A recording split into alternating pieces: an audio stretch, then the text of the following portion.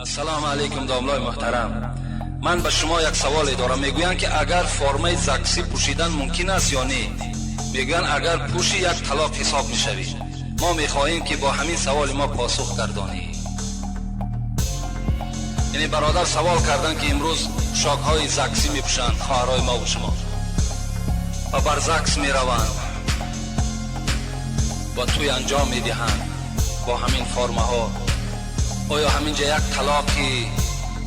طلاق همین نکاح در واقع می شود یا نه گفته سوال داده است. اگر شما یک طلاق گفته باشین من میگم 3 طلاق می شود. شرمندگی است، باور کنین، عیب است. این لباس ما و شما نیست. اگرچه ما و شما ملال شیم از این سخنها. بیاید خانه پیغمبر خدا را ما برای شما حکایت میکنم. بنی تمیم گفتگی یک قبیله بود.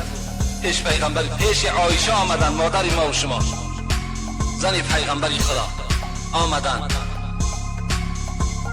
و حضرت عایشه وقتی که میگه لباس های این بنی تمیم دید که خیلی شفاف بود، خیلی تنوک بود، یعنی بدن نما بود.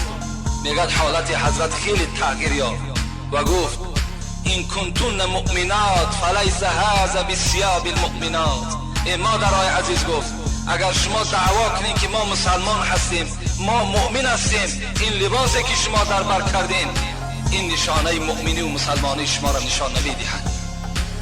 این نشانه اون نیست که تو دعوا کنی دعوای تو دروغ است، تو مسلمان نیستی، تو مؤمن نیستی وقتی این لباس ها را تو در بدن خود میکشی.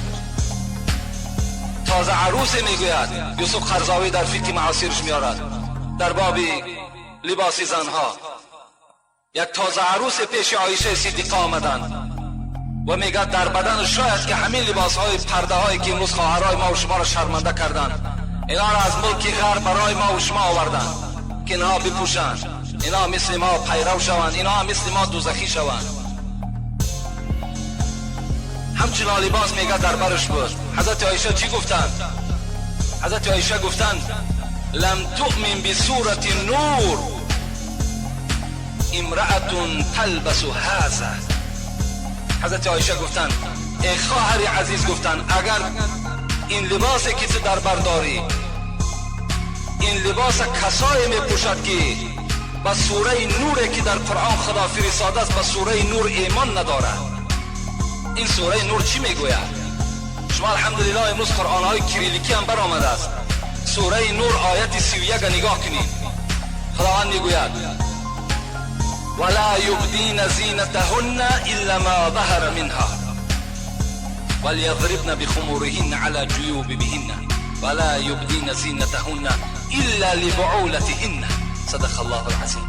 خدا میگوید ای خواهران، ای بندگان، شما وقتی لباس میپوشین لباسی بپوشین که بدنهای شما نتابد.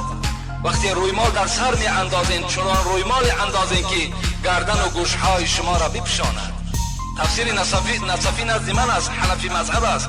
حضرت میگوید در اینجا مطلب خداوند این است که گوش، گردن، دستها، بازوهای زن همه اینها ستر هست. اینها را خدا گفته ایستاده است که باید که انسان چیکار کند؟ باید اینها را پوشیده بگردد. اگر ایمانی بر خدا داری، ایمانی به سوره نور داشته باشی، این لباس ها را اصلا در بدن نمیکشی.